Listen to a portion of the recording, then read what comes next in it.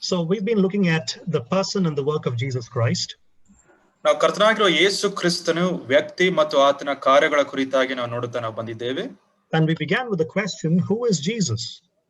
ನಾವು ಒಂದು ಪ್ರಶ್ನೆ ಜೊತೆಯಲ್ಲಿ ನಾವು ಪ್ರಾರಂಭ ಮಾಡಿದೆವು ಅದೇನೆಂದರೆ ಯೇಸು ಯಾರು? So we first thought we would look at the deity of Christ. ಮೊದಲನೇದಾಗಿ ನಾವು ಕರ್ತನಾಗಿರುವ ಯೇಸು ಕ್ರಿಸ್ತನ ದೈವತ್ವವನ್ನು ನಾವು ನೋಡುವವರಾಗಿರೋಣ ಎಂಬುದಾಗಿ ನಾವು ಪ್ರಾರಂಭ ಮಾಡಿದ್ದೇವೆ. So we also wanted to understand, in looking at the deity of Christ, the self-consciousness of Jesus. ಕರ್ತನಾಗಿರುವ ಯೇಸು ಕ್ರಿಸ್ತನ ದೈವತ್ವದ ಕುರಿತಾಗಿ ನಾವು ಪ್ರಾರಂಭ ಮಾಡುವ ನಿಟ್ಟಿನಲ್ಲಿ ಮೊದಲನೇದಾಗಿ ನಾವು ಕರ್ತನಾಗಿರುವ ಯೇಸು ಕ್ರಿಸ್ತನ ಸ್ವಯಂ ಪ್ರಜ್ಞೆಯ ಕುರಿತಾಗಿ ನಾವು ನೋಡಿದ್ದೇವೆ. What did Jesus think about himself? ಕರ್ತನಾಗಿರುವ ಯೇಸು ಕ್ರಿಸ್ತನು ತನ್ನ ಕುರಿತಾಗಿ ಆತನು ಏನು ತಿಳಿದುಕೊಂಡಿದ್ದನು? So we made a statement to begin with yesterday that Jesus made claims that would be inappropriate for someone who is not God. ನಾವು ನಿನ್ನೆ ದಿನ ಈ ಒಂದು ಹೇಳುವಿಕೆಯಿಂದ ನಾವು ಪ್ರಾರಂಭ ಮಾಡಿದೆವು ಅದೇನೆಂದರೆ ಕರ್ತನಾಗಿರುವ ಯೇಸು ಕ್ರಿಸ್ತನು ಆತನು ಕೆಲವು ಹೇಳುವಿಕೆಗಳನ್ನು ಹೇಳುವುದನ್ನು ನಾವು ನೋಡುತ್ತೇವೆ. ಅಂತ ಒಂದು ಹೇಳುವಿಕೆಗಳು ದೇವರ ಅಲ್ಲದೆ ಇರುವ ಜನರು ಹೇಳುವುದಾದರೆ ಅದು ತುಂಬಾ ತಪ್ಪಾಗಿರುತ್ತಾ ಇತ್ತು. So the first claim that we looked at yesterday was, ನಾವು ಮೊದಲನೇದಾಗಿ ನೋಡಿದ ಒಂದು ಹೇಳಿಕೆ ಅದೇನೆಂದರೆ he called the angels of God his angels and the kingdom of God his kingdom. ಆತನು ದೇವದೂತರನ್ನು ತನ್ನ ದೂತರೆಂಬುದಾಗಿ ಮತ್ತು ದೇವರ ರಾಜ್ಯವನ್ನು ತನ್ನ ರಾಜ್ಯವನ್ನಾಗಿ ಆತನು ಹೇಳಿದನು. That is an implicit reference to his deity. ಇದು ಆತನ ದೈವತ್ವದ ಕುರಿತಾಗಿ ಇರತಕ್ಕಂತ ಅಂಶವಾಗಿದೆ. The second thing we looked at was his claimed authority to forgive sins. ಎರಡನೇದಾಗಿ ನಾವು ನೋಡಿದ ಒಂದು ಅಂಶ ಆತನು ಪಾಪಗಳನ್ನು ಕ್ಷಮಿಸುವುದಕ್ಕೆ ಶಕ್ತನಾಗಿದ್ದಾನೆ ಎಂಬುದಾಗಿರುವ ಒಂದು ಹೇಳಿಕೆಯನ್ನು ಸಹ ಆತನು ತಿಳಿಸಿದನು. Yesterday we saw that it's possible for anyone to simply say your sins are forgiven. ನಿನ್ನ ಪಾಪಗಳು ಕ್ಷಮಿಸಲ್ಪಟ್ಟಿವೆ ಎಂಬುದಾಗಿ ತಿಳಿಸುವುದು ತುಂಬಾ ಸರಳವಾದ ಒಂದು ಸಂಗತಿಯಾಗಿದೆ. But he backed it up with something of a miracle in the physical realm. ಆದರೆ ಶಾರೀರಿಕವಾದ ಕ್ಷೇತ್ರದಲ್ಲಿ ಕರ್ತನಾಗಿರುವ ಯೇಸು ಕ್ರಿಸ್ತನು ಅದನ್ನು ಸಾಬೀತುಪಡಿಸುವುದನ್ನು ನಾವು ನೋಡುತ್ತೇವೆ. He healed a paralytic by saying, rise up, take up your bed and walk, and the man did. ಆತನು ಪಾರ್ಶ್ವರೋಗಿಗೆ ಆತನು ತಿಳಿಸಿದ ಒಂದು ಮಾತು, ನಿನ್ನ ಪಾಪಗಳು ಕ್ಷಮಿಸಲ್ಪಟ್ಟಿವೆ, ಎದ್ದೇಳು, ನಿನ್ನ ಹಾಸಿಗೆಯನ್ನು ತೆಗೆದುಕೊಂಡು ಮನೆಗೆ ಹೋಗು ಎಂಬುದಾಗಿ ತಿಳಿಸುವುದನ್ನು ನಾವು ನೋಡುತ್ತೇವೆ. And when the man did, it proved that he doesn't just have the authority to perform a miracle like that, but he also has the authority to forgive sins on earth. ಈ ಮನುಷ್ಯನು ಆತನು ನಡೆದು ಹೋಗುವ ಹಾಗೆ ಪ್ರಾರಂಭವಾದಾಗ ಅದರಿಂದ ನಾವು ಸಾಬೀತುಪಡಿಸುವ ಒಂದು ಸಂಗತಿ ಏನಂದ್ರೆ ಕರ್ತನಾಗಿರುವ ಯೇಸು ಕ್ರಿಸ್ತನು ಆತನು ಅದ್ಭುತ ಕಾರ್ಯಗಳನ್ನು ಮಾಡುವುದು ಮಾತ್ರವಲ್ಲದೆ ಆತನು ಪಾಪಗಳನ್ನು ಕ್ಷಮಿಸುವುದಕ್ಕೆ ಶಕ್ತನಾಗಿದ್ದಾನೆ ಎಂಬುದಾಗಿ ನಾವು ನೋಡಿದ್ದೇವೆ. All right, so he did something in the physical realm to prove that he had the authority about something else in the spiritual realm. ಆತನು ಶಾರೀರಿಕವಾದ ಕ್ಷೇತ್ರದಲ್ಲಿ ಯಾವುದೋ ಒಂದು ಕಾರ್ಯವನ್ನು ಮಾಡುವುದರ ಮುಖಾಂತರ ಆತ್ಮಿಕವಾದ ಕ್ಷೇತ್ರದಲ್ಲಿ ನನಗೆ ಒಂದು ಅಧಿಕಾರ ಉಂಟು ಎಂಬುದಾಗಿ ಆತನು ಸಾಧಿಸಿದನು. He did something visible to prove the invisible. ಕಾಣದೇ ಇರತಕ್ಕಂಥದ್ದನ್ನು ಸಾಧಿಸುವುದಕ್ಕೋಸ್ಕರ ಆತನು ನೋಡುವುದನ್ನು ಕಾಣುವುದನ್ನು ಆತನು ಮಾಡಿದನು. So the Son of Man has the authority to forgive sins. ಮನುಷ್ಯ ಕುಮಾರನಿಗೆ ಪಾಪಗಳನ್ನು ಕ್ಷಮಿಸುವ ಒಂದು ಶಕ್ತಿ ಆತನಿಗೆ ಉಂಟು. And let me remind you, we saw yesterday that in the Old Testament, no prophet said, I forgive you of your sins. ನಾವು ಈಗಾಗಲೇ ನಾವು ನೋಡಿದ ಒಂದು ಸಂಗತಿ ಅಂದ್ರೆ ಹಳೆಯ ಒಡಂಬಡಿಕೆಯಲ್ಲಿ ನಾನು ನಿನ್ನ ಪಾಪಗಳನ್ನು ಕ್ಷಮಿಸಿದ್ದೇನೆ ಎಂಬುದಾಗಿ ಹೇಳಿದ ಪ್ರವಾದಿಯನ್ನು ನಾವು ನೋಡುವುದಿಲ್ಲ. It's always a mediated authority. They always said, God has forgiven you of your sins. ಪ್ರವಾದಿಗಳು ಈ ಮಾತನ್ನು ತಿಳಿಸುವಾಗ ಪಾಪದ ಕ್ಷಮಾಪಣೆಯ ಕುರಿತಾಗಿ ಅವರು ಹೇಳುತ್ತಾ ಇದ್ದ ಸಂಗತಿ ಏನಂದ್ರೆ ದೇವರು ನಿನ್ನ ಪಾಪಗಳನ್ನು ಕ್ಷಮಿಸಿದ್ದಾನೆ ಎಂಬುದಾಗಿ. But here Jesus has a direct authority. He is saying, I forgive you of your sins. ಆದ್ರೆ ಕರ್ತನಾಗಿರುವ ಯೇಸು ಕ್ರಿಸ್ತನಿಗೆ ನೇರವಾದ ಒಂದು ಹೇಳುವಿಕೆಯನ್ನು ಆತನು ತಿಳಿಸುವನು ಆಗಿದ್ದಾನೆ. ಅದೇನೆಂದ್ರೆ ನಾನು ಪಾಪಗಳನ್ನು ಕ್ಷಮಿಸುತ್ತೇನೆ ಎಂಬುದಾಗಿ. He is making a claim that only God has the authority to do. ಆತನು ಈ ರೀತಿಯಾದ ಹೇಳಿಕೆಯನ್ನು ತಿಳಿಸ್ತಾ ಇದ್ದಾನೆ. ಅದೇನೆಂದರೆ ದೇವರು ಮಾತ್ರ ಇಂಥ ಒಂದು ಹೇಳಿಕೆಯನ್ನು ಹೇಳುವುದಕ್ಕೆ ಸಾಧ್ಯ ಉಂಟು. Thirdly, he spoke of judging the world. ಮೂರನೇದಾಗಿ ಆತನು ಲೋಕಕ್ಕೆ ನ್ಯಾಯ ವಿಧಿಸುವವನಾಗಿದ್ದೇನೆ ಎಂಬುದಾಗಿ ಆತನು ತಿಳಿಸಿದನು. We know that Yahweh is the judge of all the world. He will judge the nations. ನಮಗೆ ಎಲ್ಲರಿಗೂ ಸಹ ಗೊತ್ತುಂಟು, ಯೆಹೋವ ದೇವರು ಆತನು ಎಲ್ಲಾ ಜನಾಂಗಗಳನ್ನು ಆತನು ನ್ಯಾಯ ವಿಧಿಸುವವನಾತನು ಆಗಿದ್ದಾನೆ. But Jesus here is claiming that judgment authority, and he is holding in his hands the eternal destiny of the nations. ಆದ್ರೆ ಕರ್ತನಾಗಿರುವ ಯೇಸು ಕ್ರಿಸ್ತನು ಆತನು ಮಾಡಿದ ಒಂದು ಹೇಳಿಕೆ, ನಾನು ಜನಾಂಗಗಳನ್ನು ನಾನು ನ್ಯಾಯ ವಿಧಿಸುವವನಾಗಿದ್ದೇನೆ ಮತ್ತು ಜನರ ಒಂದು ಅಂತಿಮ ಒಂದು ಸ್ಥಿತಿಗತಿ ನನ್ನ ಒಂದು ಅಧಿಕಾರದಲ್ಲಿ ಉಂಟು ಎಂಬುದಾಗಿ ಆತನು ತಿಳಿಸ್ತಾನೆ. Now before we move forward into the other claims of Jesus, ಕರ್ತನಾಗಿರುವ ಯೇಸು ಕ್ರಿಸ್ತನು ಆತನು ಮಾಡಿದ ಬೇರೆ ಹೇಳಿಕೆಗಳ ಕುರಿತಾಗಿ ನಾವು ಮುಂದೆ ಹೋಗೋದಕ್ಕಿಂತ ಮುಂಚೆ, I want to talk to those who have joined new today. ಈ ದಿನ ಹೊಸದಾಗಿ ಸೇರಿದ ಪ್ರಿಯರಿಗೆ ಕೆಲವು ಅಂಶಗಳನ್ನು ನಾನು ತಿಳಿಸ್ತೇನೆ. I also want to remind those who've heard me say this yesterday as well. ಮತ್ತು ನಿನ್ನೆ ದಿನ ನನ್ನ ಮಾತಿಗೆ ಕಿವಿಗೊಟ್ಟ ಪ್ರಿಯರಿಗೆ ಪುನಃ ನಾನು ಜ್ಞಾಪಕಪಡಿಸುತ್ತೇನೆ. There are a lot of misunderstandings about the person of Jesus. ಕರ್ತನಾಗಿರುವ ಯೇಸು ಕ್ರಿಸ್ತನ ಕುರಿತಾಗಿ ಅನೇಕ ತಪ್ಪು ಅಭಿಪ್ರಾಯಗಳು ಉಂಟು. Several opinions about who he is. ಆತನು ಯಾರಾಗಿದ್ದಾನೆ ಎಂಬುದಾಗಿರುವ ಸಂಗತಿಗಳ ಕುರಿತಾಗಿ ಅನೇಕ ಊಹಾಪೋಹಗಳು ಉಂಟು. For example, Jehovah's Witnesses don't think that he is God. ಉದಾಹರಣೆಗೆ ಯೆಹೋವ ಸಾಕ್ಷಿಗಳು ಈ ರೀತಿಯಾದ ಒಂದು ಪಂಗಡವು ಅವರು ತಿಳಿಸುವ ಸಂಗತಿ ಅಂದ್ರೆ ಕರ್ತನಾಗಿರುವ ಯೇಸು ಕ್ರಿಸ್ತನು ಆತನು ದೇವರಲ್ಲ ಎಂಬುದಾಗಿ. It's a blasphemy in Islam to call Jesus God because they think he is a prophet. ಇಸ್ಲಾಂ ಧರ್ಮದಲ್ಲಿ ಅವರು ಕರ್ತನಾಗಿರುವ ಯೇಸು ಕ್ರಿಸ್ತನನ್ನು ದೇವರು ಎಂಬುದಾಗಿ ಕರೆಯುವುದು ಅದು ದೇವ ದೂಷಣೆ ಎಂಬುದಾಗಿ ಅವರು ಅರ್ಥ ಮಾಡಿಕೊಂಡಿದ್ದಾರೆ. ಕರ್ತನಾಗಿರುವ ಯೇಸು ಕ್ರಿಸ್ತನು ಆತನು ಪ್ರವಾದಿ ಎಂಬುದಾಗಿ ಅವರು ನಂಬುತ್ತಾರೆ. Then there are others who think he was a great teacher. ಇನ್ನು ಕೆಲವರು ತಿಳಿಸ್ತಾನೆ ಆತನು ಮಹಾ ಬೋಧಕನು, or he was a sage. ಆತನು ಒಬ್ಬ ಶಾಸ್ತ್ರಿ ಆತನು ಆಗಿದ್ದನು. But what does the New Testament say about Jesus? ಆದರೆ ಹೊಸ ಒಡಂಬಡಿಕೆಯಲ್ಲಿ ಕರ್ತನಾಗಿರುವ ಯೇಸು ಕ್ರಿಸ್ತನ ಕುರಿತಾಗಿ ನಾವು ಏನು ನೋಡುತ್ತೇವೆ? So in that regard, we've been looking at the claims that Jesus made. ಈ ಒಂದು ನಿಟ್ಟಿನಲ್ಲಿ ಕರ್ತನಾಗಿರುವ ಯೇಸು ಕ್ರಿಸ್ತನು ಮಾಡಿದ ಹೇಳಿಕೆಗಳ ಕುರಿತಾಗಿ ನಾವು ನೋಡುತ್ತಾ ಇದ್ದೇವೆ. And we understood nobody can make those claims unless he is God. ಆತನು ದೇವರು ಅಲ್ಲದೆ ಇದ್ದರೆ ಇಂಥ ಒಂದು ಹೇಳಿಕೆ ಮಾಡುವುದಕ್ಕೆ ಯಾರಿಗೂ ಸಹ ಸಾಧ್ಯವಾಗುತ್ತಾ ಇರಲಿಲ್ಲ. So we'll continue. The fourth one is, ನಾವು ಮುಂದಕ್ಕೆ ಹೋಗೋಣ. ನಾಲ್ಕನೆಯದು, he claimed authority over the Sabbath. ಆತನು ಸಬ್ಬತ್ತಿನ ಮೇಲೆ ನನಗೆ ಅಧಿಕಾರ ಉಂಟು ಎಂಬುದಾಗಿ ಆತನು ತಿಳಿಸಿದನು. Now this incident is a very famous one in the synoptic gospels, Matthew, Mark and Luke. ನಾವು ಮತ್ತಾಯ, ಮಾರ್ಕ ಮತ್ತು ಲೂಕನ ಸುವಾರ್ತೆಯಲ್ಲಿ ನಾವು ನೋಡ್ಲಿಕ್ಕೆ ಇರ್ತಕ್ಕಂಥ ಒಂದು ದೃಷ್ಟಾಂತ, ಅದು ತುಂಬಾ ಅದೃಶ್ಯ, ಅದು ತುಂಬಾ ಪ್ರಸಿದ್ಧಿಯಾಗಿದೆ. So you have this in Mark chapter 2 verses 23 to 28. ಇದನ್ನು ಮಾರ್ಕನು ಬರೆದ ಸುವಾರ್ತೆ 2ನೇ ಅಧ್ಯಾಯ 27 ಮತ್ತು 28ನೇ ವಚನದಲ್ಲಿ ನಾವು ನೋಡುತ್ತೇವೆ.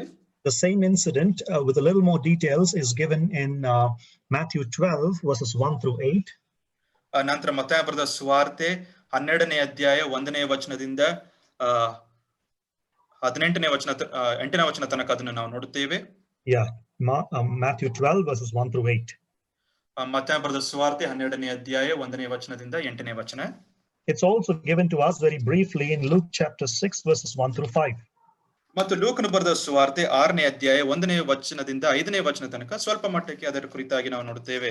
The same incident but given to us by 3 different gospel writers. ಇದೇ ಒಂದು ದೃಶ್ಯ, ಒಂದೇ ದೃಶ್ಯ 3 ಬರಹಗಾರರು ಅದರ ಕುರಿತಾಗಿ ತಿಳಿಸ್ತಾ ಇದ್ದಾರೆ.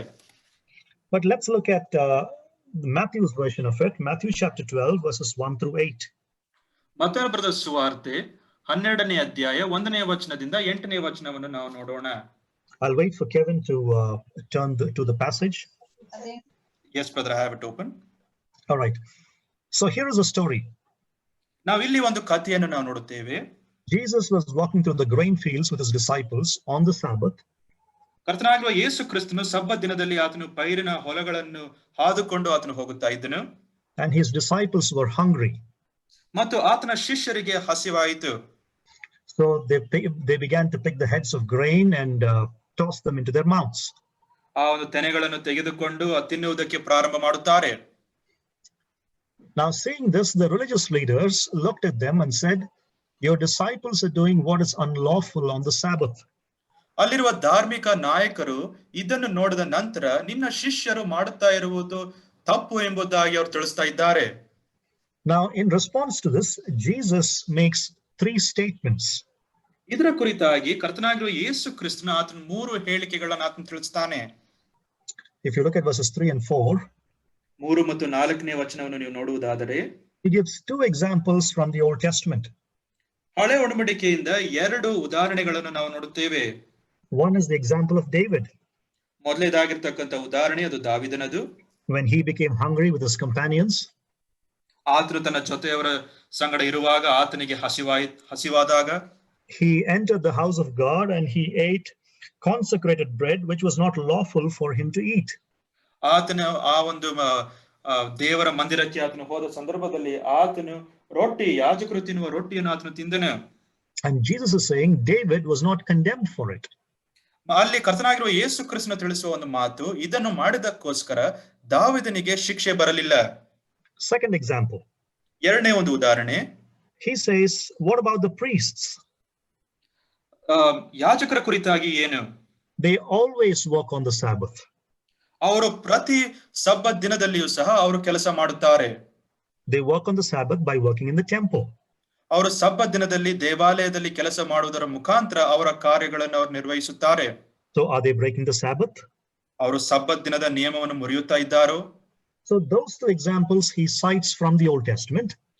ಈ 2 ಉದಾಹರಣೆಗಳನ್ನು ಕರ್ತನಾಗಿರುವ ಯೇಸು ಕ್ರಿಸ್ತನು ಹಳೆ ಒಡಂಬಡಿಕೆಯಿಂದ ಆತನು ಎತ್ತಿ ತಿಳಿಸ್ತಾನೆ. That there are some exceptions to working on the Sabbath. ಸಬ್ಬತ್ ದಿನದಲ್ಲಿ ಕೆಲಸ ಮಾಡೋದಕ್ಕೋಸ್ಕರ ಕೆಲವು ಕೆಲಸ ಮಾಡಬಹುದು ಎಂಬುದಾಗಿರುವ ಸ್ಥಿತಿಗತಿಗಳನ್ನು ನಾವು ನೋಡುತ್ತೇವೆ. And then thirdly, he quotes Hosea. ಮೂರನೇದಾಗಿ ಆತನು ಹೋಶೇಯನ ಕುರಿತಾಗಿ ಆತನು ತಿಳಿಸ್ತಾನೆ. He quotes Hosea 6:6 and he says, I desire compassion and not a sacrifice. 6ನೇ ಅಧ್ಯಾಯ 6ನೇ ವಚನವನ್ನು ಆತನು ತಿಳಿಸುವವನು ಆಗಿದ್ದಾನೆ. ನಾನು ಅನುಕಂಪವನ್ನು ನಾನು ಎದುರು ನೋಡುವವನಾಗಿದ್ದೇನೆ, ಯಜ್ಞವನ್ನಲ್ಲ ಎಂಬುದಾಗಿ ಅಲ್ಲಿ ನಾವು ಓದುತ್ತೇವೆ. So Jesus is saying that the religious leaders had a very harsh, strict approach to the Sabbath. ಇಲ್ಲಿ ಕರ್ತನಾಗಿರುವ ಯೇಸು ಕ್ರಿಸ್ತನು ಆತನು ಧಾರ್ಮಿಕ ನಾಯಕರ ಕುರಿತಾಗಿ ಆತನು ತಿಳಿಸುವ ಒಂದು ಸಂಗತಿ ಅಂದ್ರೆ, ಅವರು ಕಠಿಣವಾದ ಒಂದು ಮನೋಭಾವ ರೂಢಿಗಳಿಂದ ಅವರು ಇದನ್ನು ಸಬ್ಬತ್ ದಿನವನ್ನು ನೋಡುತ್ತಾ ಇದ್ದರು ಎಂಬುದಾಗಿ ಅವರಿಗೆ ತಿಳಿಸ್ತಾ ಇದ್ದಾನೆ. Now this goes against God's compassionate purposes for his people. ದೇವರ ಒಂದು ಅನುಕಂಪದ ವಿರುದ್ಧವಾಗಿ, ಆತನು ಅನುಕಂಪದಿಂದ ಬರ್ತಕ್ಕಂಥ ಉದ್ದೇಶಗಳ ವಿರುದ್ಧವಾಗಿ ಈ ಸಂಗತಿಗಳು ನಡೆಯುತ್ತಾ ಉಂಟು. Now how many arguments did Jesus present in response? ಇದರ ಕುರಿತಾಗಿ ವಿರುದ್ಧವಾಗಿ ಕರ್ತನಾಗಿರುವ ಯೇಸು ಕ್ರಿಸ್ತನು ಎಷ್ಟು ಸಂಗತಿಗಳನ್ನು ಆತನು ತಿಳಿಸ್ತಾನೆ? 3 arguments. 3 ತರ್ಕಗಳನ್ನು ತಿಳಿಸ್ತಾನೆ. What was the question by the theologians? ಅಲ್ಲಿರುವ ದೇವಶಾಸ್ತ್ರ ಪರಿಣತರು ಕೇಳಿದ ಪ್ರಶ್ನೆ ಏನಾಗಿತ್ತು? No, it's theologians sarcastically, religious leaders. ಧಾರ್ಮಿಕ ನಾಯಕರು ಕೇಳಿದ ಒಂದು ಪ್ರಶ್ನೆಗಳು ಏನಾಗಿತ್ತು? The disciples are working on the Sabbath or doing something unlawful on the Sabbath. ಇಲ್ಲಿರುವ ಶಿಷ್ಯರು ಅವರು ಯಾವುದು ಅವರ ಒಂದು ಧರ್ಮಶಾಸ್ತ್ರಕ್ಕೆ ಅನುಗುಣವಾದದ್ದಲ್ಲ, ಅದನ್ನು ಸಬ್ಬತ್ ದಿನದಲ್ಲಿ ಅವರು ಮಾಡುತ್ತಾ ಇದ್ದಾರೆ ಎಂಬುದಾಗಿ ಅವರು ದೂಷಣೆ ಮಾಡುತ್ತಾ ಇದ್ದಾರೆ. Jesus gives three statements or 3 illustrations from the Old Testament. ಹಳೆ ಒಡಂಬಡಿಕೆಯಿಂದ ಕರ್ತನಾಗಿರುವ ಯೇಸು ಕ್ರಿಸ್ತನು ಆತನು 3 ಉದಾಹರಣೆಗಳನ್ನು ಆತನು ತಿಳಿಸ್ತಾನೆ. First we saw is the example of David. ಮೊದಲನೇದಾಗಿರ್ತಕ್ಕಂಥ ಉದಾಹರಣೆ ದಾವೀದನದ್ದು, where he did something on the Sabbath and he was not condemned for it. ಆತನು ಸಬ್ಬತ್ ದಿನದಲ್ಲಿ ಒಂದು ಕಾರ್ಯವನ್ನು ಆತನು ಮಾಡಿದ ದೆಸೆಯಿಂದ ಆತನ ಮೇಲೆ ಖಂಡನೆ ಬರಲಿಲ್ಲ. And then there was also the priests who work on the Sabbath and they are not condemned for it. ಸಬ್ಬತ್ ದಿನದಲ್ಲಿ ಯಾಜಕರು ಕೆಲಸ ಮಾಡುತ್ತಾರೆ ಮತ್ತು ಅವರಿಗೂ ಸಹ ಖಂಡನೆ ಬರುವುದಿಲ್ಲ. And thirdly, he is talking about the very purpose of the Sabbath. It's for compassionate purposes for God's people, not to make it strict. ಮತ್ತು ಮೂರನೇದಾಗಿರ್ತಕ್ಕಂಥ ಸಂಗತಿ, ಈ ಸಬ್ಬತ್ ದಿನವು ಅದು ದೇವರ ಒಂದು ಅನುಕಂಪಕ್ಕೆ ವಿರುದ್ಧವಾಗಿ ಹೋಗುವ ಒಂದು ಸಂಗತಿಯನ್ನು ಆತನು ತಿಳಿಸ್ತಾ ಆತನಿದ್ದಾನೆ. ಈ ಒಂದು ಸಬ್ಬತ್ ದಿನವು ಅದು ಕಠಿಣವಾಗಿ ರೂಢಿಯಾಗಿರ್ತಕ್ಕಂಥ ಸಂಗತಿ ಅಲ್ಲ. Now all these things any rabbi, any teacher in Israel could have said. ಇಂಥ ಒಂದು ಹೇಳಿಕೆಯನ್ನು ಆ ಒಂದು ಇಸ್ರಾಯೇಲ್ ದೇಶದಲ್ಲಿ ಇರ್ತಕ್ಕಂಥ ಯಾವುದೇ ರಬ್ಬಿಯು ಆತನು ತಿಳಿಸಬಹುದಾಗಿತ್ತು. Because this is just Old Testament theology. ಕಾರಣ ಯಾಕಂದ್ರೆ ಇದು ಹಳೆ ಒಡಂಬಡಿಕೆಯ ಒಂದು ದೈವಶಾಸ್ತ್ರವಾಗಿತ್ತು. This is just discussions about the Old Testament. ಹಳೆ ಒಡಂಬಡಿಕೆಯ ತರ್ಕಗಳು ಇದಾಗಿತ್ತು. All rabbis used to do that. ಎಲ್ಲಾ ರಬ್ಬಿಗಳು ಇದನ್ನು ಮಾಡುತ್ತಾ ಇದ್ದರು. This is what we call as halakha. This is discussions about the Old Testament. ಇದನ್ನು ಹಲಾಕ ಎಂಬುದಾಗಿ ತಿಳಿಸೋ ನಾವಾಗಿದ್ದೇವೆ. ಅದೇನೆಂದ್ರೆ ಹಳೆ ಒಡಂಬಡಿಕೆಯ ಕುರಿತಾಗಿ ಇರತಕ್ಕಂತ ಚರ್ಚೆಗಳು. But what Jesus says next, no rabbi would have dared to even pronounce such a thing. ಆದ್ರೆ ಕರ್ತನಾಗಿರುವ ಯೇಸು ಕ್ರಿಸ್ತನು ನಂತರ ಆತನು ಏನು ತಿಳಿಸ್ಲಿಕ್ಕಿದ್ದಾನೆ ಅಂತ ಒಂದು ಮಾತನ್ನು ಇನ್ನು ಯಾವ ಒಂದು ರಬ್ಬಿಯು ತಿಳಿಸುವುದಕ್ಕೆ ಆತನು ಧೈರ್ಯ ಮಾಡುವವನಲ್ಲ. Look at verse 8 of Matthew 12. For the Son of Man is Lord of the Sabbath. ಮತ್ತಾಯನ ಬರೆದ ಸುವಾರ್ತೆ 12ನೇ ಅಧ್ಯಾಯ 8ನೇ ವಚನ ನೋಡ್ರಿ. ಮನುಷ್ಯ ಕುಮಾರನು ಸಬ್ಬತ್ ದಿನಕ್ಕೆ ಒಡೆಯನಾಗಿದ್ದಾನೆ. If you go back to Exodus chapter 20 verses 8 through 12, ನಾವು ವಿಮೋಚನಾ ಕಾಂಡ 20ನೇ ಅಧ್ಯಾಯ 8ನೇ ವಚನದಿಂದ 11ನೇ ವಚನ ತನಕ ನಾವು ನೋಡುವುದಾದರೆ, Yahweh, the Lord God of Israel, instituted the Sabbath. ಯೆಹೋವ ದೇವರು ಆತನು ಇಸ್ರಾಯೇಲ್ ದೇವರು ಆತನು ಸಬ್ಬತ್ ದಿನವನ್ನು ಆತನು ಸ್ಥಾಪಿಸಿದನು. And then he is the Lord of the Sabbath. ಮತ್ತು ಆತನು ಸಬ್ಬತ್ ದಿನದ ಒಡೆಯನು ಆತನು ಆಗಿದ್ದಾನೆ. He has the authority to tell people what is right and what is wrong on the Sabbath. ಸಬ್ಬತ್ ದಿನದಲ್ಲಿ ಯಾವುದು ಸರಿ ಯಾವುದು ತಪ್ಪು ಎಂಬುದಾಗಿ ತಿಳಿಸುವ ಅಧಿಕಾರ ಆತನಿಗೆ ಉಂಟು. Now Jesus is saying the Son of Man, that is he himself, is the Lord of the Sabbath. ಇಲ್ಲಿ ಕರ್ತನಾಗಿರುವ ಯೇಸು ಕ್ರಿಸ್ತನ ಆತನು ತಿಳಿಸ್ತಾ ಇದ್ದಾನೆ, ನಾನು ಮನುಷ್ಯ ಕುಮಾರನು ಸಬ್ಬತ್ ದಿನದ ಒಡೆಯನು ನಾನಾಗಿದ್ದೇನೆ. Now this is no ordinary claim in Israel. ಇದು ಇಸ್ರಾಯೇಲ್ ದೇಶದಲ್ಲಿ ಸಾಮಾನ್ಯವಾಗಿರುವ ಒಂದು ಹೇಳಿಕೆಯಲ್ಲ. This is a claim to have divine authority over the holy calendar. ಆ ಒಂದು ಪವಿತ್ರವಾದ ಕ್ಯಾಲೆಂಡರ್ ನಲ್ಲಿ ತುಂಬಾ ಒಂದು ದೈವಿಕವಾದ ಒಂದು ಶಕ್ತಿ ನನಗೆ ಉಂಟು, ಅಧಿಕಾರ ನನಗೆ ಉಂಟು ಎಂಬುದಾಗಿ ಸಾಧಿಸುವ ಸಂಗತಿಯಾಗಿದೆ. Now Sabbath is a distinctive feature in the Jewish faith. ಯಹೂದ್ಯರ ಒಂದು ಧರ್ಮದಲ್ಲಿ ಅಥವಾ ನಂಬಿಕೆಯಲ್ಲಿ ಸಬ್ಬತ್ ದಿನವು ತುಂಬಾ ಪ್ರಮುಖವಾದ ಒಂದು ಸ್ಥಾನವನ್ನು ಹೊಂದಿದೆ. The observance of the Sabbath was related to covenantal faithfulness. ಈ ಒಂದು ಸಬ್ಬತ್ ದಿನದ ಕುರಿತಾಗಿ ಅದು ಒಡಂಬಡಿಕೆಯ ನಂಬಿಗಸ್ತಿಕೆಯನ್ನು ತೋರಿಸುವುದಾಗಿದೆ. Now Jesus, in claiming to be the Lord of the Sabbath, he is identifying himself with the Lord God of Israel. ಇಲ್ಲಿ ಕರ್ತನಾಗಿರುವ ಯೇಸು ಕ್ರಿಸ್ತನು ನಾನು ಸಬ್ಬತ್ ದಿನಕ್ಕೆ ಒಡೆಯನು ಎಂಬುದಾಗಿ ತಿಳಿಸುವ ಮುಖಾಂತರ ಆತನು ಯೆಹೋವ ದೇವರ ಜೊತೆಯಲ್ಲಿ ತಾನು ಸಮಾನನು ಎಂಬುದಾಗಿ ಆತನು ತಿಳಿಸ್ತಾ ಇದ್ದಾನೆ. No Jew would have ever dared to make a statement like that. ಇಂಥ ಹೇಳಿಕೆಯನ್ನು ಯಾವ ಒಂದು ಯಹೂದ್ಯನು ತಿಳಿಸುವುದಕ್ಕೆ ಆತನು ಧೈರ್ಯ ಮಾಡಾನು. He is claiming authority over holy time and divine calendar. ಆತನು ಪರಿಶುದ್ಧವಾದ ಸಮಯ ಮತ್ತು ಪರಿಶುದ್ಧವಾದ ಕ್ಯಾಲೆಂಡರ್ನ ಮೇಲೆ ಆತನು ಅಧಿಕಾರವನ್ನು ಆತನು ತೋರಿಸ್ತಾ ಇದ್ದಾನೆ. So he claimed authority over the Sabbath. ಆತನು ಸಬ್ಬತ್ ದಿನದ ಮೇಲೆ ಆತನು ತನ್ನ ಒಡೆಯತನವನ್ನು ಆತನು ಸಾಬೀತುಪಡಿಸುವ ಆತನು ಆಗಿದ್ದಾನೆ. I'll pause for about 10 seconds for you to write down what you have to. ನಾನು 10 ಸೆಕೆಂಡ್ಗಳು ನಿಮಗೆ ಕೊಡುತ್ತೇನೆ, ನೀವು ಬರೆಯುವುದಾದ್ರೆ ನೀವು ಬರೆಯಬಹುದು.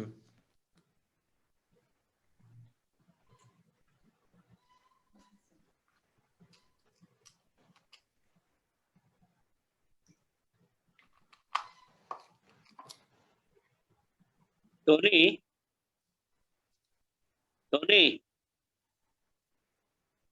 ಹೇಳಿ. 100 ಜನ ಆಯ್ತಲ್ಲ, ಸ್ವಲ್ಪ ನೀನು ಆ ಯೂಟ್ಯೂಬ್ ಲಿಂಕ್ ಕೊಟ್ಬಿಡು. ಆಯ್ತು ಯಾರೋ ಜಾಯಿನ್ ಆಗ್ತಾರೆ, ನೋಡ್ತಾ ಇದೀನಿ. All right, we'll move forward then. ಮುಂದಕ್ಕೆ ಹೋಗೋಣ. Jesus claimed a unique relationship with the Father. ಕರ್ತನಾಗಿರುವ ಯೇಸು ಕ್ರಿಸ್ತನು ಆತನು ತಂದೆಯ ಜೊತೆಯಲ್ಲಿ ವಿಭಿನ್ನವಾದ ಸಂಬಂಧವನ್ನು ಆತನು ಸ್ಥಾಪಿಸಿದನು. Now he claimed a relationship with the Father that nobody else had with him. ಆತನು ಇಂಥ ಒಂದು ಸಂಬಂಧವನ್ನು ಆತನು ಸ್ಥಾಪಿಸುವ ಆತನು ಆಗಿದ್ದಾನೆ. ಇಂಥ ಒಂದು ಸಂಬಂಧವು ಬೇರೆ ಯಾರೂ ಸಹ ಸ್ಥಾಪಿಸಿರಲಿಲ್ಲ. We'll translate that again, Kevin. Sure, okay? Brother. Sure, brother. So I said he claimed a relationship with the Father that no human being can ever have.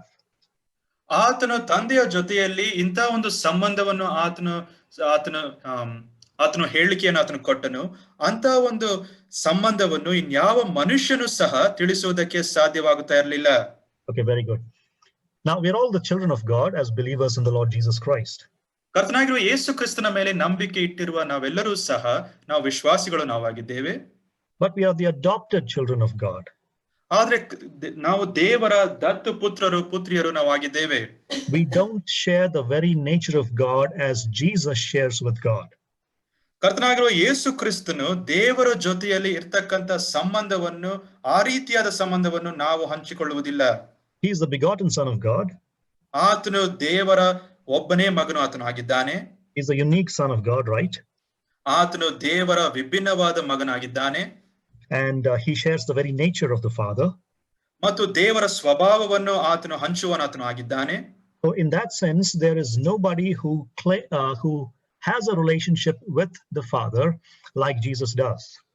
ಕರ್ತನಾಗಿರುವ ಯೇಸು ಕ್ರಿಸ್ತನು ತಂದೆಯ ಜೊತೆಯಲ್ಲಿ ಇರ್ತಕ್ಕಂಥ ಸಂಬಂಧದ ರೀತಿಯಲ್ಲಿ ಬೇರೆ ಯಾವ ಮನುಷ್ಯನು ಸಹ ತಂದೆಯ ಜೊತೆಯಲ್ಲಿ ಅಂತ ಒಂದು ಸಂಬಂಧವನ್ನು ಆತನು ಹಂಚುವವನಲ್ಲ. And that's why in John chapter 10 verse 30 he made the statement, I and the Father are one. ಈ ಒಂದು ಕಾಣದ ದೆಸೆಯಿಂದ ಯೋಹಾನ ಬರೆದ ಸುವಾರ್ತೆ 10ನೇ ಅಧ್ಯಾಯ 30ನೇ ವಚನದಲ್ಲಿ ನಾವು ನೋಡುವ ಸಂಗತಿ ಅಂದ್ರೆ ನಾನು ಮತ್ತು ತಂದೆ ಒಂದೇ ಎಂಬುದಾಗಿ. Now you and I can't make that statement. ನಾನು ಮತ್ತು ನೀವು ಈ ರೀತಿಯಾದ ಒಂದು ಹೇಳಿಕೆಯನ್ನು ತಿಳಿಸುವುದಕ್ಕೆ ನಮಗೆ ಸಾಧ್ಯವಿಲ್ಲ. It would be blasphemy for us to do it. ನಾವು ಈ ರೀತಿಯಾಗಿ ಮಾಡುವುದಾದ್ರೆ ಅದು ದೇವದೂಷಣೆಯಾಗಿದೆ. But he can make that statement because he shares the very nature of the Father. He shares the very essence of God. ಆದ್ರೆ ಕರ್ತನಾಗಿರುವ ಯೇಸು ಕ್ರಿಸ್ತನು ಈ ರೀತಿಯಾದ ಹೇಳಿಕೆ ಮಾಡುವುದಕ್ಕೆ ಸಾಧ್ಯ. ಕಾರಣ ಯಾಕಂದ್ರೆ ಆತನು ತಂದೆಯ ಜೊತೆಯಲ್ಲಿ ಒಂದೇ ರೀತಿಯಾದ ಸಂಬಂಧವನ್ನು ಆತನು ಹಂಚುವನಾತನು ಆಗಿದ್ದಾನೆ ಮತ್ತು ದೇವರ ಸ್ವಭಾವವನ್ನು ತಂದೆಯಾದ ದೇವರ ಸ್ವಭಾವವನ್ನು ಆತನು ಹಂಚುತ್ತಾನೆ. Secondly, in John 14 verses 9 and 10, ಎರಡನೇದಾಗಿ ಯೋಹಾನ ಬರೆದ ಸುವಾರ್ತೆ 14ನೇ ಅಧ್ಯಾಯ 9 ಮತ್ತು 10ನೇ ವಚನದಲ್ಲಿ he said, whoever has seen me has seen the Father. ಆತನು ಹೇಳುವ ಒಂದು ಮಾತೇನೆಂದರೆ ನನ್ನನ್ನು ನೋಡಿದವನು ತಂದೆಯನ್ನು ನೋಡಿದ್ದಾನೆ. How can you say show us the Father? Do you not believe that I am in the Father and the Father is in me? ಆ ನಂತರ ಆತನು ತಿಳಿಸುವ ಸಂಗತಿ ನಮಗೆ ತಂದೆಯನ್ನು ತೋರಿಸು ಎಂದು ತೋರಿಸೆಂದು ನೀನು ಹೇಳುವುದು ಹೇಗೆ? Can you finish the rest of the sentence? ನಮಗೆ ತಂದೆಯನ್ನು ತೋರಿಸೆಂದು ನೀನು ಹೇಳುವುದು ಹೇಗೆ? Do you not believe that I am in the Father and the Father is in me? ನಾನು ತಂದೆಯಲ್ಲಿದ್ದೇನೆ ತಂದೆಯು ನನ್ನಲ್ಲಿ ಇದ್ದಾನೆ ಎಂದು ನೀನು ನಂಬುವುದಿಲ್ಲವೋ? So Jesus is saying that he is the exact representation of the Father. ನಾನು ತಂದೆಯ ಸರಿಯಾದ ಪ್ರತಿನಿಧಿ ನಾನಾಗಿದ್ದೇನೆ ಎಂಬುದಾಗಿ ಕರ್ತನಾಗಿರುವ ಯೇಸು ಕ್ರಿಸ್ತನು ಆತನು ತಿಳಿಸ್ತಾ ಇದ್ದಾನೆ. He is the image of God. ನಾನು ದೇವರ ಒಂದು ಚಿತ್ರ ನಾನಾಗಿದ್ದೇನೆ. So whoever has seen Jesus has seen the Father. ಯಾರ್ಯಾರು ಕರ್ತನಾಗಿರುವ ಯೇಸು ಕ್ರಿಸ್ತನನ್ನು ನೋಡಿದ್ದಾರೋ ಅವರು ತಂದೆಯನ್ನು ನೋಡಿದ್ದಾರೆ. So I and the Father are one. ನಾನು ಮತ್ತು ತಂದೆಯು ಒಂದೇ. And whoever has seen me has seen the Father. ಯಾರು ನನ್ನನ್ನು ನೋಡಿದ್ದಾರೋ ತಂದೆಯನ್ನು ನೋಡಿದ್ದಾರೆ. Now, if Jesus was not God, these are blasphemous statements in Israel. ಕರ್ತನಾಗಿರುವ ಯೇಸು ಕ್ರಿಸ್ತನು ಆತನು ಒಂದು ವೇಳೆ ದೇವರು ಆಗದೇ ಇದ್ದರೆ ಈ ರೀತಿಯಾದ ಹೇಳಿಕೆಗಳ ಮುಖಾಂತರ ಆತನು ದೇವದೂಷಣೆ ಮಾಡುತ್ತಾ ಇದ್ದಾನೆ. In Matthew 11:27, ಮತ್ತಾಯ ಬರೆದ ಸುವಾರ್ತೆ 11ನೇ ಅಧ್ಯಾಯ 27ನೇ ವಚನದಲ್ಲಿ he claimed a very exclusive reciprocal relationship with the Father. ಆತನು ಅಲ್ಲಿ ಒಂದು ಅದಲು ಬದಲು ಇರ್ತಕ್ಕಂಥ ಒಂದು ಸಂಬಂಧವನ್ನು ಆತನು ತಿಳಿಸುವನಾತನು ಆಗಿದ್ದಾನೆ. And an exclusive relationship with the Father. ಅದು ತುಂಬಾ ವಿಶೇಷವಾದ ಒಂದು ಸಂಬಂಧವಾಗಿದೆ. A relationship that nobody else can have with the Father. ತಂದೆಯ ಜೊತೆಯಲ್ಲಿ ಈ ರೀತಿಯಾದ ಸಂಬಂಧವನ್ನು ಸ್ಥಾಪಿಸುವುದಕ್ಕೆ ಯಾರಿಗೂ ಸಹ ಸಾಧ್ಯವಿಲ್ಲ. So in Matthew 11:27, he said, all things have been handed over to me by my Father. 27ನೇ ವಚನದಲ್ಲಿ ಈ ರೀತಿಯಾಗಿ ಕರ್ತನಾಗಿರುವ ಯೇಸು ಕ್ರಿಸ್ತನು ತಿಳಿಸುತ್ತಾನೆ, ನನ್ನ ತಂದೆಯು ಎಲ್ಲವನ್ನೂ ನನಗೆ ಒಪ್ಪಿಸಿದ್ದಾನೆ. And no one knows the Son except the Father, and no one knows the Father except the Son, and anyone to whom the Son chooses to reveal him. ನಂತರ ನಾವು ಈ ರೀತಿಯಾಗಿ ಓದುತ್ತೇವೆ, ತಂದೆಯೇ ಹೊರತು ಇನ್ನಾವನು ಮಗನನ್ನು ತಿಳಿದವನಲ್ಲ, ಮಗನೇ ಹೊರತು ಇನ್ನಾವನು ತಂದೆಯನ್ನು ತಿಳಿದವನಲ್ಲ, ಮತ್ತು ಮಗನು ತಂದೆಯನ್ನು ಯಾರಿಗೆ ಪ್ರಕಟಿಸುವುದಕ್ಕೆ ಮನಸ್ಸುಳ್ಳವನಾಗಿದ್ದಾನೋ ಅವನು ಆತನನ್ನು ತಿಳಿದವನಾಗಿದ್ದಾನೆ. So there is a unique mutual relationship between the Father and the Son. ಈಗ ನಾವು ಈ ರೀತಿಯಾದ ಒಂದು ವಿಭಿನ್ನವಾದ ಒಂದು ಸಂಬಂಧವನ್ನು ನಾವು ನೋಡೋಣವಾಗಿದ್ದೇವೆ ಮತ್ತು ತಂದೆ ಮತ್ತು ಮಗನಿಗೆ ಇರ್ತಕ್ಕಂಥ ಪರಸ್ಪರವಾದಂತ ಸಂಬಂಧವನ್ನು ಸಹ ನಾವು ನೋಡುತ್ತೇವೆ. So he claimed a unique relationship with the Father that nobody else can claim to have. ಇನ್ನಾರು ಸಹ ಈ ರೀತಿಯಾದ ಸಂಬಂಧ ನಮಗೆ ಉಂಟು ಎಂಬುದಾಗಿ ತಿಳಿಸುವುದಕ್ಕೆ ಸಾಧ್ಯವಿಲ್ಲ. ಅಂತ ಒಂದು ಸಂಬಂಧವನ್ನು ಕರ್ತನಾಗಿರುವ ಯೇಸು ಕ್ರಿಸ್ತನು ತಂದೆಯ ಜೊತೆಯಲ್ಲಿ ಆತನು ಇಟ್ಟವನಾತನಾಗಿದ್ದನು. Next, he claimed pre-existence. ಮುಂದೆ ನಾವು ನೋಡುವ ಸಂಗತಿ, ಆತನು ಪೂರ್ವ ಅಸ್ತಿತ್ವವನ್ನು ಆತನು ಸಾಧಿಸಿದವನಾತನಾಗಿದ್ದನು. He existed even before he was born in Bethlehem as a baby. ಆತನು ಶಿಶುವಾಗಿ ಬೆತ್ಲೆಹೇಮಿನಲ್ಲಿ ಜನಿಸುವುದಕ್ಕಿಂತ ಮುಂಚೆ ಆತನು ಆತನಾಗಿದ್ದನು. Yeah, so he claimed pre-existence. ಆತನು ನಾನು ಮುಂಚೆಯೇ ಇದ್ದೇನೆ, ಆ ಅಸ್ತಿತ್ವ ಇತ್ತು ಎಂಬುದಾಗಿ ಆತನು ತಿಳಿಸುವನಾತನಾಗಿದ್ದನು. In John 8:58, ಯೋಹಾನ ಬರೆದ ಸುವಾರ್ತೆ 8ನೇ ಅಧ್ಯಾಯ 58ನೇ ವಚನದಲ್ಲಿ Jesus said to them, "Truly, truly, I say to you, before Abraham was born, I am." 8ನೇ ಅಧ್ಯಾಯ 58ನೇ ವಚನದಲ್ಲಿ ನಾವು ಓದುವ ಒಂದು ಸಂಗತಿ, ನಿಮಗೆ ನಿಜ ನಿಜವಾಗಿ ಹೇಳುತ್ತೇನೆ, ಅಬ್ರಹಾಮನು ಹುಟ್ಟುವುದಕ್ಕಿಂತ ಮುಂಚಿನಿಂದಲೂ ನಾನು ಇದ್ದೇನೆ ಅಂದನು. Now he's taking the name of God upon his own lips. I am. ಇಲ್ಲಿ ನಾನು ಇರುವಾತನು ದೇವರ ಹೆಸರನ್ನು ಆತನು ತನ್ನ ತುಟಿಗಳಲ್ಲಿ ಆತನು ತಿಳಿಸ್ತಾ ಇದ್ದಾನೆ. But the statement is, even before Abraham was, Jesus was there. ಅಬ್ರಹಾಮನು ಹುಟ್ಟುವುದಕ್ಕಿಂತ ಮುಂಚಿನಿಂದಲೂ ಕರ್ತನಾಗಿರುವ ಯೇಸು ಕ್ರಿಸ್ತನು ಇದ್ದನು. So before Abraham was born, I am. ಅಬ್ರಹಾಮನು ಹುಟ್ಟುವುದಕ್ಕಿಂತ ಮುಂಚಿನಿಂದಲೂ ನಾನು ಇದ್ದೇನೆ. The next one, John 3:13. ಮುಂದೆ ನಾವು ಯೋಹಾನ ಬರೆದ ಸುವಾರ್ತೆ 3ನೇ ಅಧ್ಯಾಯ 13ನೇ ವಚನ. Jesus said, "No one has ascended into heaven except he who descended from heaven, the Son of Man." 13ನೇ ವಚನ, ಪರಲೋಕದಿಂದ ಇಳಿದು ಬಂದವನೇ ಅಂದರೆ ಮನುಷ್ಯಕುಮಾರನೇ ಹೊರತು ಮತ್ತಾರು ಪರಲೋಕಕ್ಕೆ ಏರಿ ಹೋದವನಲ್ಲ. So he is claiming a first-hand knowledge of heaven. ಆತನು ನಾನು ಪರಲೋಕದ ಒಂದು ಮೊದಲೇದಾಗಿ ನಾನು ಅನುಭವಿಸಿದ ಒಂದು ಜ್ಞಾನ ನನಗೆ ಉಂಟು ಎಂಬುದಾಗಿ ಕರ್ತನಾಗಿರುವ ಯೇಸು ಕ್ರಿಸ್ತನು ಆತನು ಸಾಧಿಸುತ್ತಾ ಇದ್ದಾನೆ. I am the one who came down from heaven. ನಾನು ಪರಲೋಕದಿಂದ ಇಳಿದು ಬಂದಿದ್ದೇನೆ. So that talks about his pre-existence. ಇದನ್ನು ನಾವು ನೋಡುವಾಗ ಆತನು ಮುಂಚೆಯಿಂದಲೂ ಸಹ ಆತನು ಇದ್ದವನಾಗಿದ್ದನು ಅಥವಾ ಆತನ ಪೂರ್ವ ಅಸ್ತಿತ್ವ. The point is, he didn't have his beginning in Bethlehem. ಇದರಿಂದ ನಾನು ತಿಳಿಸುವ ಒಂದು ಅಂಶವೇನೆಂದ್ರೆ, ಆತನ ಪ್ರಾರಂಭವು ಬೆತ್ಲೆಹೇಮಿನಲ್ಲಿ ಆದದ್ದಲ್ಲ. He always existed. ಆತನು ಎಲ್ಲಾ ಸಂದರ್ಭದಲ್ಲಿಯೂ ಸಹ ಆತನು ಇದ್ದವನಾತನಾಗಿದ್ದನು. He eternally existed. ಆತನು ನಿತ್ಯತ್ವದಲ್ಲಿ ಆತನು ವಾಸಿಸುವನಾಗಿದ್ದಾನೆ. In John 17:5, he makes a beautiful statement. ನಾವು ಯೋಹಾನ ಬರೆದ ಸುವಾರ್ತೆ 17ನೇ ಅಧ್ಯಾಯ 5ನೇ ವಚನದಲ್ಲಿ ತುಂಬಾ ಸುಂದರವಾದ ಹೇಳಿಕೆಯನ್ನು ಆತನು ತಿಳಿಸ್ತಾನೆ. Now here is the high priestly prayer, and Jesus is saying, "And now, Father, glorify me in your presence with the glory that I had with you before the world began." ಇಲ್ಲಿ ಕರ್ತನಾಗಿರುವ ಯೇಸು ಕ್ರಿಸ್ತನು ಆತನು ಮಹಾಯಾಜಕನ ಪ್ರಾರ್ಥನೆಯನ್ನು ಆತನು ಮಾಡುವನಾತನಾಗಿದ್ದಾನೆ. 5ನೇ ವಚನ, ಈಗ ತಂದೆಯೇ, ನೀನು ನಿನ್ನ ಬಳಿಯಲ್ಲಿ ನನ್ನನ್ನು ಮಹಿಮೆ ಪಡಿಸು. ಲೋಕ ಉಂಟಾಗುವುದಕ್ಕಿಂತ ಮುಂಚೆ ನಿನ್ನ ಬಳಿಯಲ್ಲಿ ನನಗಿದ್ದ ಮಹಿಮೆಯಿಂದಲೇ ನನ್ನನ್ನು ಮಹಿಮೆ ಪಡಿಸು. Now notice here, the glory that I had with you before the world began. ಈ ಒಂದು ಪದ ಬಳಕೆಯನ್ನು ನೀವು ಆಗಿರ್ರಿ. ಲೋಕ ಉಂಟಾಗುವುದಕ್ಕಿಂತ ಮುಂಚೆ ನಿನ್ನ ಬಳಿಯಲ್ಲಿ ನನಗಿದ್ದ ಮಹಿಮೆಯಿಂದಲೇ ನನ್ನನ್ನು ಮಹಿಮೆ ಪಡಿಸು. Which means Jesus existed even before the world began. ಇದರಿಂದ ನಾವು ಅರ್ಥ ಮಾಡಿಕೊಳ್ಳುವ ಸಂಗತಿ ಅಂದ್ರೆ, ಕರ್ತನಾಗಿರುವ ಯೇಸು ಕ್ರಿಸ್ತನು ಆತನು ಲೋಕವು ಪ್ರಾರಂಭವಾಗುವುದಕ್ಕಿಂತ ಮುಂಚೆಯೇ ಆತನು ಇದ್ದವನಾಗಿದ್ದನು. So he claimed pre-existence. ಆತನು ಪೂರ್ವ ಅಸ್ತಿತ್ವವನ್ನು ಆತನು ಸಾಧಿಸಿದನು. Now so far we looked at 3 more things today. ನಾವು ನೆನ್ನೆಯಿಂದ ಇಲ್ಲಿಯ ತನಕ ನಾವು ಈ ದಿನ 3 ಅಂಶಗಳನ್ನು ನಾವು ನೋಡಿದ್ದೇವೆ. Okay, let's recap all the 6. ನಾವು 6 ಅಂಶಗಳನ್ನು ಸಹ ನಾವು ಒಂದು ಬಾರಿ ಪುನಃ ನಾವು ನೋಡೋಣ. First of all, he called the angels of God his angels and the kingdom of God his kingdom. ಮೊದಲನೇದಾಗಿ ಕರ್ತನಾಗಿರುವ ಯೇಸು ಕ್ರಿಸ್ತನು ಆತನು ದೇವರ ದೂತರನ್ನು ತನ್ನ ದೂತರೆಂಬುದಾಗಿ ಕರೆಯುತ್ತಾನೆ ಮತ್ತು ದೇವರ ರಾಜ್ಯವು ನನ್ನ ರಾಜ್ಯವು ಎಂಬುದಾಗಿ ಆತನು ತಿಳಿಸ್ತಾನೆ. And second, he claimed to have the authority to forgive sins. ಎರಡನೇದಾಗಿ ನಾನು ಪಾಪಗಳನ್ನು ಕ್ಷಮಿಸುವುದಕ್ಕೆ ಶಕ್ತನಾಗಿದ್ದೇನೆ ಎಂಬುದಾಗಿಯೂ ಸಹ ಆತನು ಹೇಳುತ್ತಾನೆ. Okay, just a moment, please. Thirdly, he spoke of judging the whole world. ಮೂರನೇದಾಗಿ ನಾನು ಲೋಕಕ್ಕೆ ನ್ಯಾಯ ವಿಧಿಸುವನಾಗಿದ್ದೇನೆ ಎಂಬುದಾಗಿರೋ ಅಂಶವನ್ನು ಆತನು ಮಾತನಾಡುವವನಾತನು ಆಗಿದ್ದಾನೆ. Fourthly, he claimed authority over the Sabbath. ಸಬ್ಬತ್ತಿನ ಮೇಲೆ ನನಗೆ ಅಧಿಕಾರ ಉಂಟು ಎಂಬುದಾಗಿಯೂ ಸಹ ಆತನು ತಿಳಿಸಿದನು.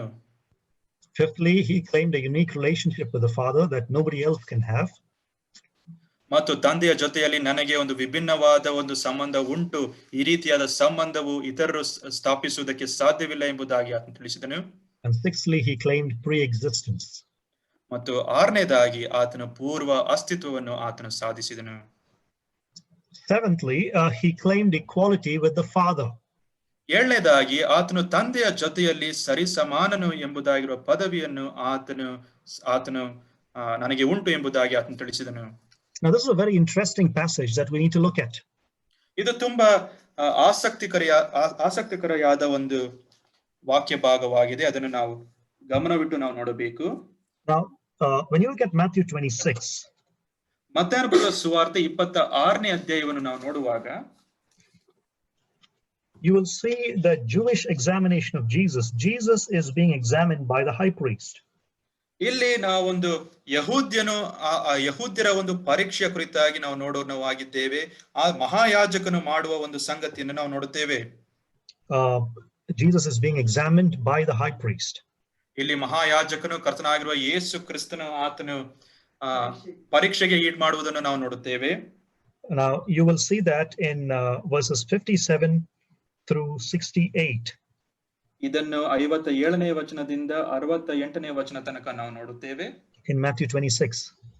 ಮತ್ತಾಯನ ಬರೆದ ಸುವಾರ್ತೆ 26ನೇ ಅಧ್ಯಾಯದಲ್ಲಿ. So here is what is happening in this passage, and listen to this very carefully, please. ಈ ಒಂದು ಘಟನೆಯಲ್ಲಿ ನಾವು ನೋಡುವ ಸಂಗತಿಯನ್ನು ದಯಮಾಡಿ ಗಮನವಿಟ್ಟು ಕೇಳ್ರಿ. So Caiaphas the high priest asks him this question. ಕೇಫನು ಆತನು ಮಹಾಯಾಜಕನು ಈ ಒಂದು ಸನ್ನಿವೇಶದಲ್ಲಿ ಆತನು ಕೇಳುವ ಒಂದು ಪ್ರಶ್ನೆ, Are you the son of the blessed one? Are you the Christ? Are you the Messiah? Are you the son of the living God? ಆತನು ಹೇಳುವ ಒಂದು ಪ್ರಶ್ನೆ, ನೀನು ಜೀವ ಸ್ವರೂಪನಾದ ದೇವರ ಆಣೆಯನ್ನು ಇಡುತ್ತೇನೆ, ನೀನು ದೇವಕುಮಾರನಾದ ಕ್ರಿಸ್ತನು ಹೌದೋ ಅಲ್ಲವೋ ಎಂಬುದಾಗಿ ನಮಗೆ ಹೇಳು. And Jesus said to him, You have said it yourself. ಮತ್ತು ಕರ್ತನಾಗಿರುವ ಯೇಸು ಕ್ರಿಸ್ತನು ಆತನಿಗೆ ತಿಳಿಸ್ತಾನೆ, ನೀನೇ ಹೇಳಿದ್ದಿ. So the answer that he is giving is, yes, you're right, but not quite in the way you think it is. ಹೌದು, ನೀನು ಹೇಳುತ್ತಾ ಇರೋದು ಸರಿ, ಆದ್ರೆ ನೀನು ಅಂದುಕೊಳ್ಳುವ ರೀತಿಯಲ್ಲಿ ಅಲ್ಲ ಎಂಬುದಾಗಿ ಕರ್ತನಾಗಿರುವ ಯೇಸು ಕ್ರಿಸ್ತನು ಆತನಿಗೆ ಉತ್ತರ ಕೊಡುತ್ತಾನೆ. Now here is the explanation that Jesus is giving. ಇಲ್ಲಿ ಕರ್ತನಾಗಿರುವ ಯೇಸು ಕ್ರಿಸ್ತನು ತಿಳಿಸುವ ಒಂದು ವಿವರವನ್ನು ನೀವು ನೋಡ್ರಿ. Look at 64. 64ನೇ ವಚನ ನೋಡಿ. I tell you, hereafter you will see the Son of Man sitting at the right hand of power and coming on the clouds of heaven. 64ನೇ ವಚನ. ಇದಲ್ಲದೆ ಇನ್ನು ಮೇಲೆ ಮನುಷ್ಯ ಕುಮಾರನು ಸರ್ವಶಕ್ತನ ಬಲಗಡೆಯಲ್ಲಿ ಆಸೀನನಾಗಿರುವುದನ್ನು, ಆಕಾಶದ ಮೇಘಗಳ ಮೇಲೆ ಕುಳಿತು ಬರುವುದನ್ನು ಕಾಣುವಿರಿ ಎಂದು ನಿಮಗೆ ಹೇಳುತ್ತೇನೆ ಅಂದನು. Now here is what Jesus is saying about who he is. ಕರ್ತನಾಗಿರುವ ಯೇಸು ಕ್ರಿಸ್ತನು ಯಾರಾಗಿದ್ದಾನೆ ಎಂಬುದಾಗಿ ಆತನು ತಿಳಿಸೋದನ್ನು ನಾವು ನೋಡುತ್ತೇವೆ. He is alluding to two passages from the Old Testament. ಆತನು ಹಳೆಯ ಒಡಂಬಡಿಕೆಯಿಂದ 2 ವಾಕ್ಯ ಭಾಗಗಳನ್ನು ಆತನು ತಿಳಿಸುವನಾತನು ಆಗಿದ್ದಾನೆ. First one is Psalm 110 verse 1. ಮೊದಲನೇದಾಗಿ ಕೀರ್ತನೆಗಳು 110 1ನೇ ವಚನ. And there you see a Lord figure sitting at the right hand of God. ಒಂದು ಒಡೆಯನು ಆ ರೀತಿಯಾದ ಒಂದು ಛಾಯೆಯಲ್ಲಿ ಆ ರೀತಿಯಾದ ಒಂದು ಪಾತ್ರವನ್ನು ನಾವು ನೋಡೋಣವಾಗಿದ್ದೇವೆ. So he is sitting at the right hand of God. ಆತನು ದೇವರ ಬಲಗಡೆಯಲ್ಲಿ ಆತನು ಕುಳಿತುಕೊಂಡಿದ್ದಾನೆ. So Jesus is claiming to be that person who will sit at the right hand of God. ಯೆಹೋವನ ಬಲಗಡೆಯಲ್ಲಿ ಕುಳಿತುಕೊಂಡಿರುವವನು ನಾನು ಎಂಬುದಾಗಿ ಕರ್ತನಾಗಿರುವ ಯೇಸು ಕ್ರಿಸ್ತನು ತಿಳಿಸ್ತಾ ಇದ್ದಾನೆ. So he is saying that you may be the high priest. ನೀನು ಮಹಾಯಾಜಕನಾಗಿರಬಹುದು ಎಂಬುದಾಗಿ ಕರ್ತನಾಗಿರುವ ಯೇಸು ಕ್ರಿಸ್ತನು ತಿಳಿಸ್ತಾನೆ. You certainly have me bound right now. ಹೌದು, ನಾನು ಬೇಡಿಗಳಲ್ಲಿ ನಾನು ಇದ್ದೇನೆ. And you certainly have the authority right now over me because it's been given to you. ನನ್ನ ಮೇಲೆ ನಿನಗೆ ಅಧಿಕಾರ ಇರಬಹುದು, ನಿನಗೆ ಆ ಒಂದು ಅಧಿಕಾರ ಕೊಡಲ್ಪಟ್ಟಿದೆ ನಿಜ. But even if you condemn me and put me to death, ನೀನು ನನ್ನನ್ನು ಖಂಡಿಸಿ ನನ್ನನ್ನು ಮರಣಕ್ಕೆ ನೀನು ಈಡು ಮಾಡಿದರೂ ಸಹ God is going to exalt me and make me sit at his right hand. ದೇವರು ಆತನು ನನ್ನನ್ನು ಮಹಿಮೆ ಪಡಿಸಿ ಆತನ ಬಲಗಡೆಯಲ್ಲಿ ಆತನು ಕೂಡಿರಿಸಿಕೊಳ್ಳುವನಾತನು ಆಗಿದ್ದಾನೆ. So the figure that you're talking about in Psalm 110 verse 1 shares the throne of God and the very authority of God. ನಾವು 110ನೇ ಕೀರ್ತನೆಯಲ್ಲಿ ನಾವು ನೋಡುವ ಒಂದು ಒಡೆಯನ ಒಂದು ಪಾತ್ರ ಅದು ದೇವರನ್ನು ಅದು ಸೂಚಿಸುವುದಾಗಿದೆ. And I said he shares the very authority of God and shares the very throne of God. ಆತನು ದೇವರ ಅಧಿಕಾರವನ್ನು ಹಂಚುವನಾತನು ಆಗಿದ್ದಾನೆ ಮತ್ತು ದೇವರ ಸಿಂಹಾಸನವನ್ನು ಹಂಚುವನಾತನು ಆಗಿದ್ದಾನೆ. Now Jesus is saying, I have the authority to share the very authority of Yahweh and sit at his right hand on the throne. ಇಲ್ಲಿ ಕರ್ತನಾಗಿರುವ ಯೇಸು ಕ್ರಿಸ್ತನಾತನು ಹೇಳುತ್ತಾ ಇರುವ ಒಂದು ಮಾತು, ನಾನು ಯೆಹೋವ ದೇವರ ಮಹಿಮೆಯನ್ನು ನಾನು ಹಂಚುವನಾಗಿದ್ದೇನೆ ಮತ್ತು ಆತನ ಒಂದು ಸಿಂಹಾಸನದ ಬಲಗಡೆಯಲ್ಲಿ ನಾನು ಆತನ ಸಿಂಹಾಸನವನ್ನು ನಾನು ಹಂಚುವನಾಗಿದ್ದೇನೆ ಎಂಬುದಾಗಿ ಆತನು ಹೇಳುತ್ತಾ ಇದ್ದಾನೆ. Who has the authority to share the throne of God? ದೇವರ ಸಿಂಹಾಸನವನ್ನು ಹಂಚುವುದಕ್ಕೆ ಯಾರಿಗೆ ಒಂದು ಅಧಿಕಾರ ಉಂಟು? No human being does. ಯಾವ ಮನುಷ್ಯನಿಗೂ ಸಹ ಇಲ್ಲ. Jesus is claiming that authority. ಆ ಒಂದು ಅಧಿಕಾರವನ್ನು ಕರ್ತನಾಗಿರುವ ಯೇಸು ಕ್ರಿಸ್ತನು ಆತನು ಸಾಧಿಸುವುದನ್ನು ನಾವು ನೋಡುತ್ತೇವೆ. Now that's just the first part of the story. ಈ ಒಂದು ಕಥೆಯ ಮೊದಲನೆಯ ಭಾಗ ಇದಾಗಿದೆ. So he says the Son of Man, you will see the Son of Man seated at the right hand of power, but then he goes on to say, and coming on the clouds of heaven.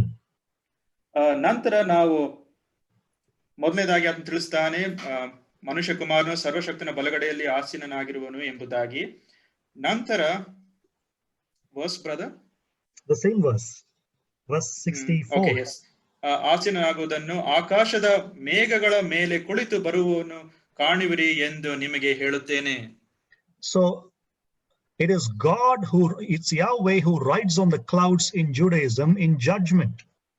ಯಹೂದ್ಯರ ಅವರ ಒಂದು ನಂಬಿಕೆಯ ಪ್ರಕಾರ ಅಥವಾ ಅವರ ಒಂದು ನಂಬಿಕೆಯಲ್ಲಿ ಅದು ದೇವರು ಯೆಹೋವ ದೇವರು ಆತನು ಆಕಾಶದ ಮೇಘಗಳ ಮೇಲೆ ಆತನು ಕುಳಿತು ಬರುವುದು ಅವರ ಒಂದು ನಂಬಿಕೆಯಾಗಿತ್ತು. Yes, that he comes in judgment. ಆತನು ನ್ಯಾಯ ವಿಧಿಸುವುದಕ್ಕೆ ಆತನು ಬರುವವನಾಗಿದ್ದಾನೆ. And here Jesus is alluding to the Son of Man figure in Daniel chapter 7 verse 13. ದಾನಿಯೇಲನ ಪುಸ್ತಕ 7ನೇ ಅಧ್ಯಾಯ 13ನೇ ವಚನದಲ್ಲಿ ಕರ್ತನಾಗಿರುವ ಯೇಸು ಕ್ರಿಸ್ತನು ಆ ಒಂದು ಪಾತ್ರಕ್ಕೆ ತನ್ನನ್ನೇ ಆತನು ಹೋಲಿಸುವನಾತನು ಆಗಿದ್ದಾನೆ, ನಾನೇ ಆತನು ಎಂಬುದಾಗಿ ತಿಳಿಸ್ತಾ ಇದ್ದಾನೆ. Here the Son of Man figure enters the throne room of God, the Ancient of Days. ಇಲ್ಲಿ ಕರ್ತನಾಗಿರುವ ಯೇಸು ಕ್ರಿಸ್ತನು ಆತನು Kevin, in Daniel, the Son of Man figure enters the throne room of God. ಇಲ್ಲಿ ಮನುಷ್ಯ ಕುಮಾರನು ಆತನು ದೇವರ ಒಂದು ಪ್ರಸನ್ನತೆ ಅಥವಾ ಸಿಂಹಾಸನದ ಒಂದು ಸ್ಥಳವನ್ನು ಆತನು ಪ್ರವೇಶಿಸುವನಾತನು ಆಗಿದ್ದಾನೆ. And the Son of Man is given all power and dominion and authority and glory and power and everything else. ಮತ್ತು ಮನುಷ್ಯ ಕುಮಾರನಿಗೆ ಆತನ ಎಲ್ಲಾ ಮಹಿಮೆ ಪ್ರಭಾವ ಶಕ್ತಿ ಅಧಿಕಾರವನ್ನು ಆತನು ಕೊಡುವವನಾತನು ಆಗಿದ್ದಾನೆ. And all the nations worship him. ಮತ್ತು ಎಲ್ಲಾ ಜನಾಂಗಗಳು ಆತನನ್ನು ಆರಾಧನೆ ಮಾಡುತ್ತಾರೆ. So he is telling the high priest, you may be able to condemn me and put me to death right now. ಇಲ್ಲಿ ಕರ್ತನಾಗಿರುವ ಯೇಸು ಕ್ರಿಸ್ತನು ಆತನು ತಿಳಿಸ್ತಾ ಇದ್ದಾನೆ, ಹೌದು ನೀನು ಈ ಒಂದು ಕ್ಷಣದಲ್ಲಿ ನನ್ನನ್ನು ನೀನು ಖಂಡಿಸಿ ನನ್ನನ್ನು ಮರಣ ಶಿಕ್ಷೆಯನ್ನು ನೀನು ಕೊಡಬಹುದು. But God is going to exalt me. ಆದರೆ ದೇವರು ನನ್ನನ್ನು ಮಹಿಮೆ ಪಡಿಸುತ್ತಾನೆ. And one day I will come back to be your judge. I will come on the clouds of heaven. ಮತ್ತು ಆತನು ತಿಳಿಸ್ತಾನೆ, ನಾನು ಒಂದು ದಿನ ನಾನು ಮೇಘಗಳಲ್ಲಿ ನಾನು ಬರುವವನಾಗಿದ್ದೇನೆ, ನಾನು ನ್ಯಾಯ ವಿಧಿಸುವವನಾಗಿದ್ದೇನೆ ಎಂಬುದಾಗಿ ಕರ್ತನಾಗಿರುವ ಯೇಸು ಕ್ರಿಸ್ತನು ತಿಳಿಸ್ತಾ ಇದ್ದಾನೆ. So today you're my judge, but one day in the future I will be your judge. ಈ ದಿನ ನೀನು ನನಗೆ ನ್ಯಾಯ ವಿಧಿಸುವ ನೀನಾಗಿರಬಹುದು, ಆದರೆ ಮುಂದೆ ಬರುವ ದಿನಗಳಲ್ಲಿ ಭವಿಷ್ಯತ್ತಿನಲ್ಲಿ ನಾನು ನ್ಯಾಯ ವಿಧಿಸುವವನಾಗಿದ್ದೇನೆ. Meanwhile, ಈ ಕಾಲಾಂತರದಲ್ಲಿ if you want to find me, ನನ್ನನ್ನು ನೀನು ಹುಡುಕಬೇಕಾದರೆ you will find me at the right hand of God. ದೇವರ ಬಲಭಾಗದಲ್ಲಿ ನನ್ನನ್ನು ನೀನು ಕಾಣುವಿ.